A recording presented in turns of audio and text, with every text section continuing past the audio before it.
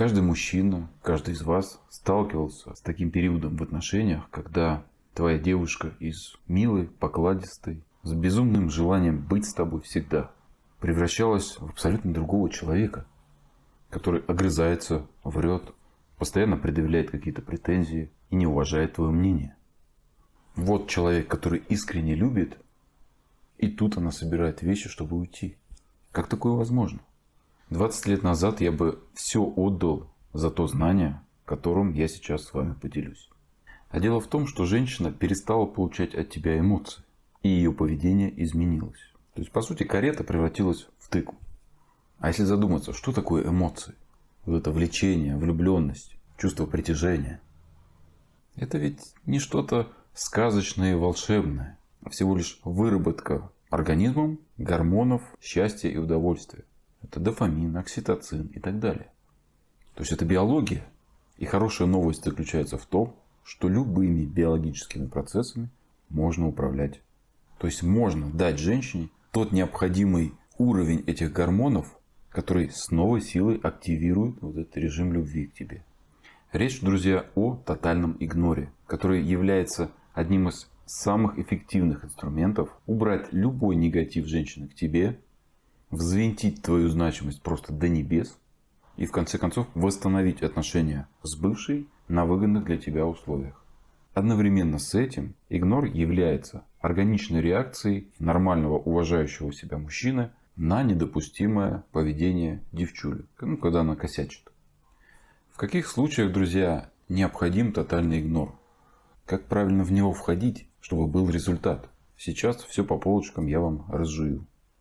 Как понять, что в твоем случае необходим игнор? А здесь особо понимать ничего не надо, друзья. Есть всего, пожалуй, 3 основных условия, при которых он целесообразен. Их легко запомнить. Первое условие.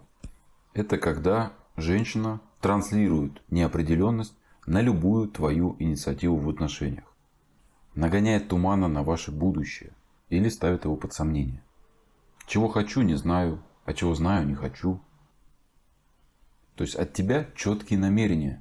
Давай встретимся, давай съедемся, давай распишемся, хочу семью, давай запланируем поездку или там переезд и так далее. А что женщина? Я не уверена. Как-то момент неподходящий. По-моему, я еще не готова. Мне надо подумать, разобраться в своих чувствах.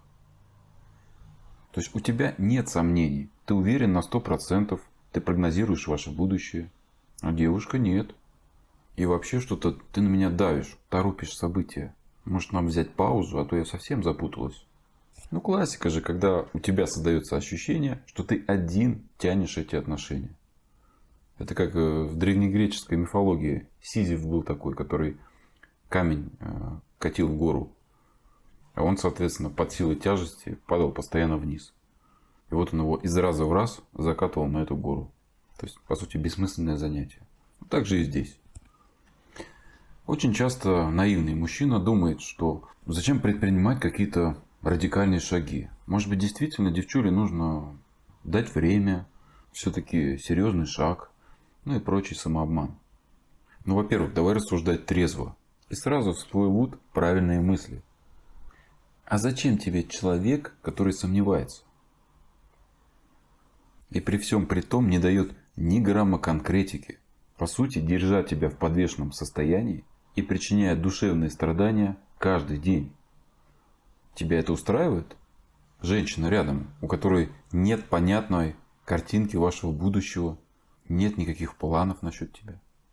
Ведь огромная пропасть между человеком, который не хочет, и девушкой, которая хочет, но не может, например. Ведь тут она будет пытаться прийти к решению, так как ей важно, чтобы все было хорошо, чтобы не было напряжения, не было конфликтов. Дорогой, я очень хочу с тобой съехаться, я очень хочу переехать, но вот такие-то, такие-то обстоятельства. Давай мы вместе с тобой сядем и подумаем, как мы можем это решить. То есть мы видим, человек заинтересован, человек хочет, а не тянет резину, прикрываясь абстракциями о чувствах. Если провести аналогию, представь, что ты работодатель. Нанимаешь сотрудника и в конце месяца спрашиваешь у него, а почему ты план-то не сделал? Я же тебе кучу денег плачу. А работник говорит, ну что-то, знаешь, как-то вот настроя не было у меня. Там вот Луна в Козероге была, Марс в Юпитере, потом магнитные бури были, а потом я вообще задумался о смысле жизни. И был не в ресурсе. Уволен. Думай где-нибудь в другом месте. Ну такой же был бы твой ответ этому непутевому работнику. Тогда почему здесь ты терпишь? Что важно понимать, друзья? Это что женская неопределенность в отношениях – это отложенная на потом уверенность, что она рано или поздно уйдет. Это ведь лишь вопрос времени и удобных обстоятельств. Точка. Пока ты весь такой хороший и удобный, девчуле сложно взять на себя такую ответственность. Поэтому она всячески оттягивает этот момент, ждет подходящего случая. А ведь ты когда-нибудь накосячишь? Ну хоть чуть-чуть. Накосячишь. Выйдешь на эмоции, вспылишь, накричишь. Вдруг, откуда ни возьмись, у женщины появится вот эта необходимая решимость поставить точку в ваших отношениях. Попутно завиноватив тебя, что ты тиран и абьюзер. Ну и второе, что может произойти, тупо появится другой мужик, которого она идеализировала. У нее будет стопроцентная уверенность, что ты, конечно, хороший. Ты хороший мужчина. Любая женщина рядом с тобой будет счастлива. Но вот не тянет что-то. Не тянет. А искры нет. Ну и как-то внимания недостаточно уделяешь. Да и вообще там вот голос повысил у меня месяц назад в магазине. То есть все в кучу так на тебя навесит, и ты будешь стоять и обтекать. Грустно смотря, как ее в закат увозит с цветами другой мужик. Тут ведь, друзья, простая закономерность. И с точки зрения биологии можно объяснить на пальцах. Женщина, которая не знает, чего хочет, это женщина, которая не получает от тебя того необходимого уровня эмоций для того, чтобы быть уверенной. Логично? Логично. И вот тотальный игнор, если ты, конечно, правильно в него вошел, сейчас мы об этом поговорим, как раз и позволяет дать эту определенность путем вот этого огромного выброса гормонов удовольствия и счастья. Барышня запуталась, не уверена, хочет разобраться в себе, смело входим в игнор. Мы ведь ничего не теряем здесь, а только приобретаем. И даже исходя из моей практики, в данном случае игнор проходит очень быстро. Буквально неделя-две, как роднуля вдруг резко определилась, что ей нужен именно ты и никто другой. Второй момент, когда игнор необходим. Это если с женщиной невозможно что-то нормально обсудить. Прийти к какому-то решению, договориться о чем-то. Да и вообще, в принципе, нормально общаться, чтобы это не переросло в какой-то конфликт, ссору, претензии, обиды или слезы. Я думаю, это повседневные будни сегодня, практически большинства мужчин. Когда даже по мелочам, вот ты забыл, например, после работы зайти купить яйца, молока в магазин, как жена попросила. Потому что устал, закрутился на работе. Всякое бывает, да, жизненная ситуация. Но по приходу домой на тебя обрушивается такой гнев, как будто ты 10 раз изменил. И претензии из разряда, что тебе плевать на нее, плевать на семью. А еще второй месяц на кухне полку не можешь прикрутить. И вообще мне все это надоело. А когда ты логично начинаешь объяснять, что ты стараешься, ты работаешь ради семьи, ради нее. А что в ответ получаешь? А ты это делаешь ради себя.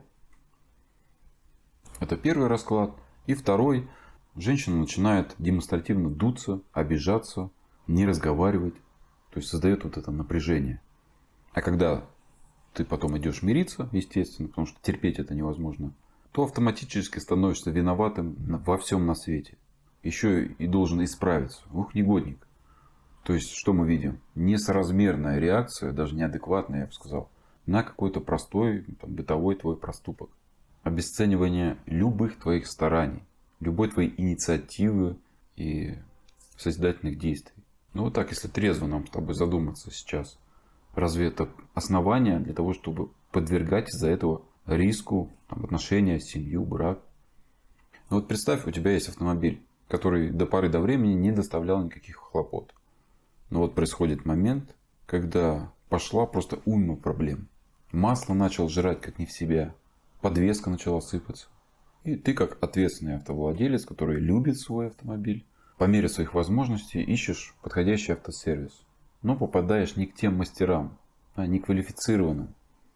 Ты платишь им деньги, делаешь ремонт автомобиля, но вместо ожидаемого устранения проблем становится только хуже. Так же и здесь.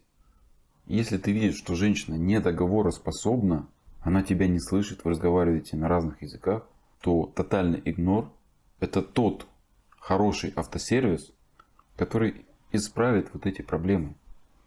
Поэтому если видишь, что любой разговор переходит в какой-то негатив, действуй. Третье условие, при котором можешь не сомневаться, что нужно действовать незамедлительно. Это когда женщина намекает о возможном расставании. То есть транслирует, что может уйти, что может обойтись и без тебя вовсе. Ничего в ее жизни не изменится, если ваших отношений не будет. Ну или тем более угрожает, шантажирует. Если, например, ты в чем-то не исправишься, чего-то не сделаешь, не купишь iPhone условно, то мне такой мужик не нужен. Я найду другого. Вон сколько вариантов вокруг. Или если у вас ссора происходит, женщина говорит: я устал это терпеть, мне это надоело. То есть транслирует возможность ухода в форме намека или прямые угрозы. Я думаю, комментарии здесь излишни, друзья. Если девушка допускает в своей голове даже мысль о расставании, о том, что у ваших отношений может не быть, ну и тем более проговаривает ее тебе, хоть раз, то можешь не сомневаться, что рано или поздно эта мысль превратится в действие. Точка. Как можно находиться с человеком, в котором ты не уверен? Никак. Тут важно опередить и выйти из отношения первым. Ведь тот, кто бросил, тот в дамках. А тот, кого бросили, мучается чувством вины, страдает, сомневается. А значит, обязательно будет жалеть. Игнор здесь как раз позволяет перезапустить этот гормональный уровень женщины таким образом, что сама мысль о том, что она допускала в своей голове даже расставание, покажется ей просто безумной. Других мужиков не существует, только ты. Ну и давайте еще четвертое условие дам, такой в качестве бонуса. Просто здесь несколько индивидуально, но все же я думаю, что будет полезно. То есть это когда девушка жестко косячит в отношениях.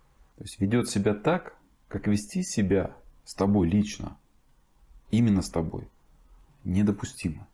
И терпеть ты это не готов. Почему я делаю акцент с тобой лично? Потому что у каждого мужчины все-таки своя планка дозволенного к себе отношения. Поэтому каждый определит сам, но я могу сейчас сказать за себя. Женщина материт тебя, обзывает, унижает, огрызается, повышает голос. Это нормально? Ну да, есть такие мужчины, которые терпят. Но как по мне, это 100% неприемлемо. Я так воспитан, и прямая агрессия от женщины для меня просто невозможно. То есть я ее перестаю воспринимать как женщину. Да, такова моя картина мира. То есть я могу ее воспринимать как угодно. Как соперника, как мужчину, как никого. Но точно не как женщину. Поэтому этот вариант исключаем. Девушка фривольно ведет себя с другими мужиками, флиртует, общается, дружит, общается с бывшим. Нормально ли это? Тут я сомневаюсь, что хоть одному уважающему себя мужчине это понравится и будет приятно. Я сейчас не говорю о различных девиациях, когда некоторым все же доставляет это определенное удовольствие. Или, опять же, он терпит, внушая себе, что вот она у меня такая красавица, яркая женщина, неизбежно к ней будет внимание. Нужно с этим смириться, перетерпеть. Главное же, что она рядом со мной. Да, это главное. Если спросить меня, для меня это вопиющее поведение. Смогу ли я это терпеть? Ты себя можешь спросить, смогу ли я это терпеть? Нет. Значимый ли это проступок со стороны женщины? Да. Значит, действуем. Что там еще? Девушка обманывает, врет, что-то скрывает. Здесь тоже, лично я хочу видеть рядом с собой женщину, которая прозрачна, понятна и последовательна в своих действиях и решениях. Других вариантов нет. Опять же, друзья, здесь важно понимать, прежде чем идти на консультацию. Тотальный игнор, да, поможет нам тут исправить это непозволительное поведение женщины. Изменить ее отношение к нам. Она не будет врать тебе, обманывать, общаться с другими мужиками. Но я бы очень серьезно задумался о целесообразности отношений с подобной барышней.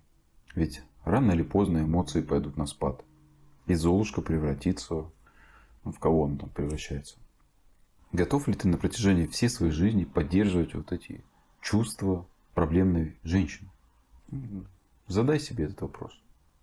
Итак, когда входить в тотальный игнор? Мы разобрались. Но как правильно в него войти, чтобы он работал? А ведь это даже более важно. Ведь из практики я понимаю, что есть непонимание этого момента из-за недосказанности, нехватки информации. Я догадываюсь, почему. Ведь тут все очень индивидуально. И в каждой конкретной истории отношений всегда все по-разному. Ведь часто обращаются мужчины с таким запросом, что Юр, я тут вот игнорирую девушку уже 2 недели или месяц. То есть я сам вошел, сам первый прекратил общение. Что дальше-то делать? Давай как-то ускорять, может провокации какие-то и так далее. Начинаю анализировать, разбираться. И выясняется, что никакого игнора-то и нет. Ну, то есть в теории он как бы есть. Но правильного входа в нужный момент не произошло. Просто после очередного скандала женщина собрала свои вещи и уехала к маме. Или мужчина переехал в гараж. И вот они сидят, как партизаны, молчат, никто никому не пишет. То есть такой неоговоренный, случайный перерыв в отношениях получился. Ну, ты можешь спросить, а вот этот перерыв, он что, никак не влияет на женщину? Ведь мы неделю или 2 не видимся. А вот эта злость ко мне, негатив, он же все равно потихонечку проходит. Так ведь? Ну да, потихоньку проходит, не спорю. Но достаточно ли этого для того, чтобы твоя значимость возросла до необходимого максимума, где роднуля не будет уже торговаться с собой? Вот если я ему напишу сейчас, это не будет ли выглядеть, как будто я нуждаюсь? Еще немного подожду, вот сам напишет. Нет, нам же это не нужно. Да, женщина начнет немножечко скучать. Да, возможно, она лайкнет твою фотографию. Интересно же, да, ты вообще живой? Простое любопытство.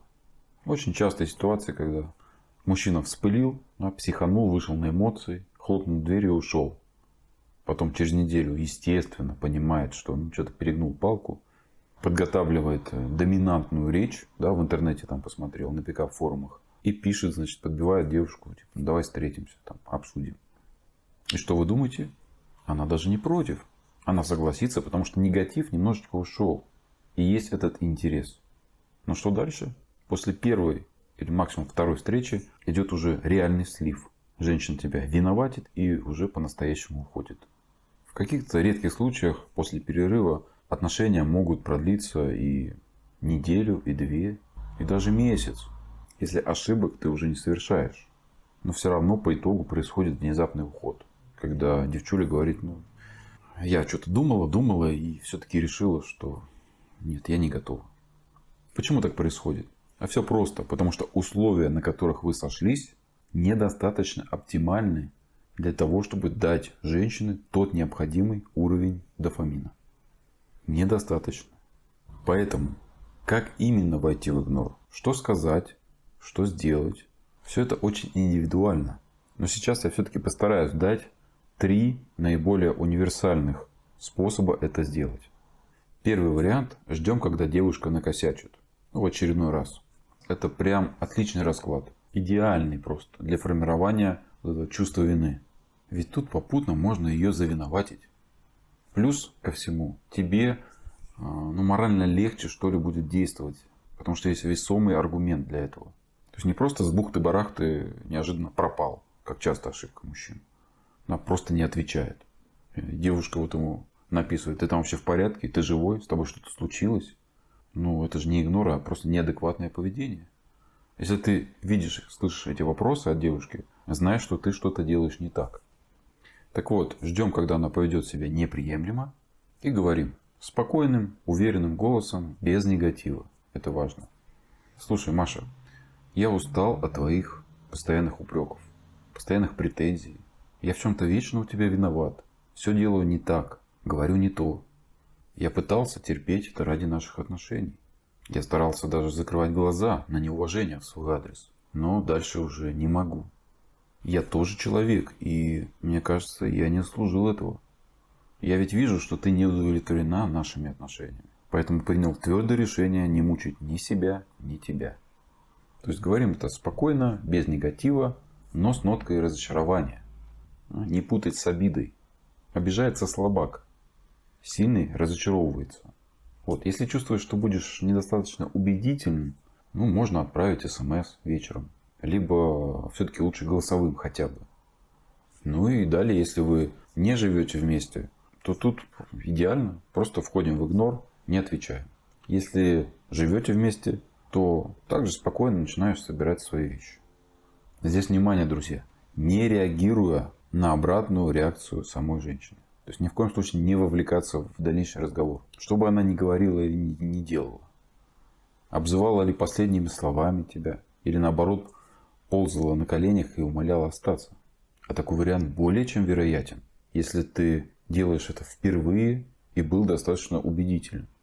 Мы все равно должны довести действие до конца. Вот сейчас, сегодня, в этот вечер. Не важно, что будет завтра. Но сегодня мы уходим. Сказал А, делай Б. В этом одно из главных смыслов эффективного входа в игнор. Я понимаю, что хочется. Я понимаю, роднули уже в слезах, она уже как будто бы пожалела, как будто бы переосмыслила, как будто бы раскаивается. Хочется остаться. Но мы, как мужчины, должны действовать с трезвой головой. Мы должны прогнозировать и думать наперед. Останешься, баланс сместится, последствия вывозить будет сложнее. Поэтому не ведемся, не совершаем ошибки, действуем. Второй способ, как войти в тотальный игнор. Здесь, в отличие от первого способа, действуем немножечко наоборот.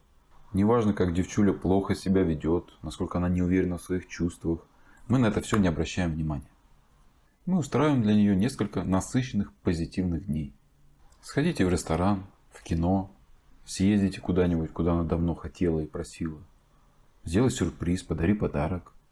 Хорошо сработает, если возьмешь какую-то путевку, на море, например. Проведете сказочную неделю там.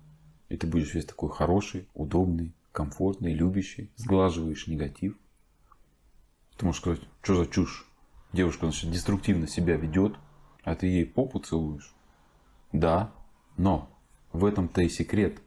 То есть после всего этого, после того позитива, который ты ей дал, мы пишем ей смс. А лучше также голосовым. Спокойно, уверенно, без негатива.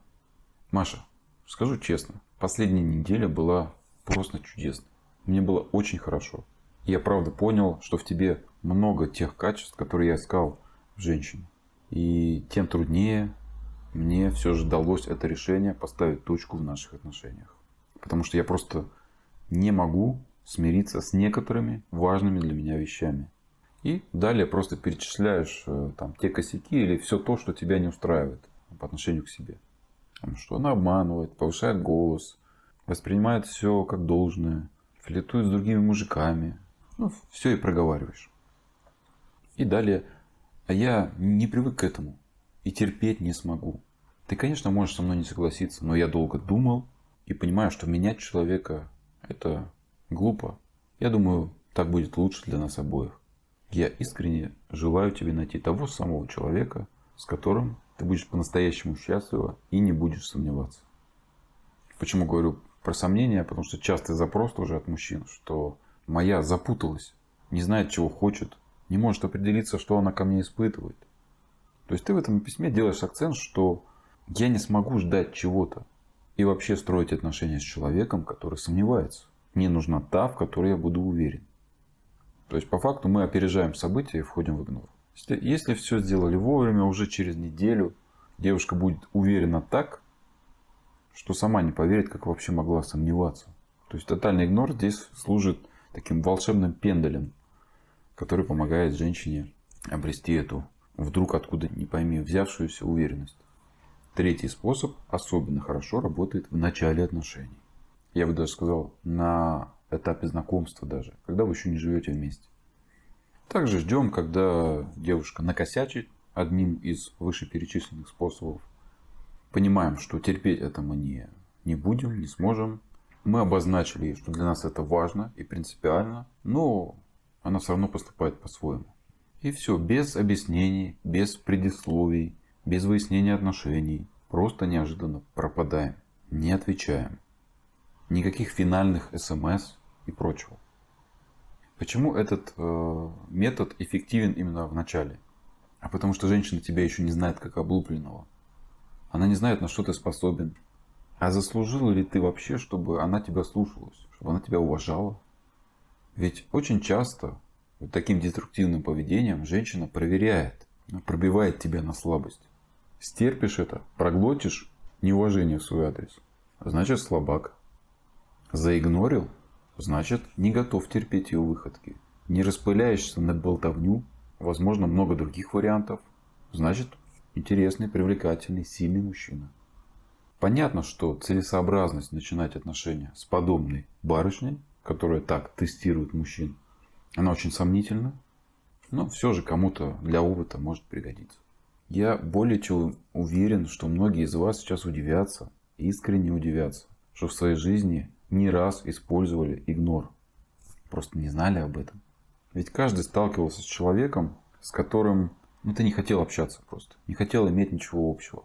Или девушка, которая проявляла инициативу, хотела с тобой встретиться, написывала чего-то, но не нравился на тебе, не по душе. И ты не отвечал ей.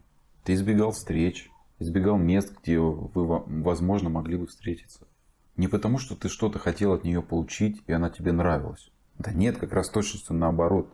Ты ничего не хотел иметь с ней общего, потому что зачем тратить время на человека, который тебе не интересен или не нравится?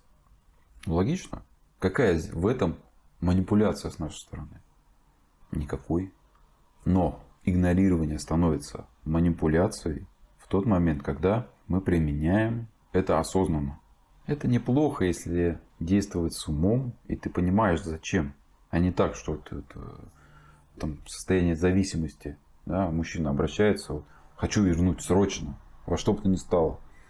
Да, когда тебя колотит от значимости, когда ты находишься на стрессе, здесь нужно сначала понизить эту значимость, а потом действовать спокойно, хладнокровно. Да, игнор — это манипуляция, если к нему так относиться. Но в большей степени я настоятельно рекомендую вырабатывать в себе именно такое отношение. Игнор — это естественное, закономерное поведение, когда тебе что-то не нравится, что-то не устраивает, вызывает дискомфорт, и ты абсолютно точно уверен, что терпеть подобное безобразие ты точно не можешь и не будешь этого делать. Это первая. Вторая ключевая мысль. Самая страшная ошибка — это сказать и не сделать. Сказал ты вот эту речь, да, перед тем, как войти в игнор. Потом вдруг девушка неожиданно пустила слезу, начинает останавливать тебя, ты вовлекаешься и остаешься по итогу. Да, там, бурное примирение, яркая близость. Как будто бы все хорошо. Нет, в долгосрочной перспективе баланс значимости сместится. Поэтому сегодня сказал, заверши действие. Завтра понизишь значимость, девушка там напишет, решишь, что с этим делать. Помни, она смотрит только на действия, бессознательно. И третье. Тотальный игнор — это идеальный инструмент, чтобы вернуть бывшего. Путем обнуления полностью всего негатива к тебе и зарождением это чувство потери. И дальше женщина к нам возвращается уже в слабой позиции с активированным чувством любви. Друзья, больше контента на Бусти, ссылка в описании, и скоро увидимся.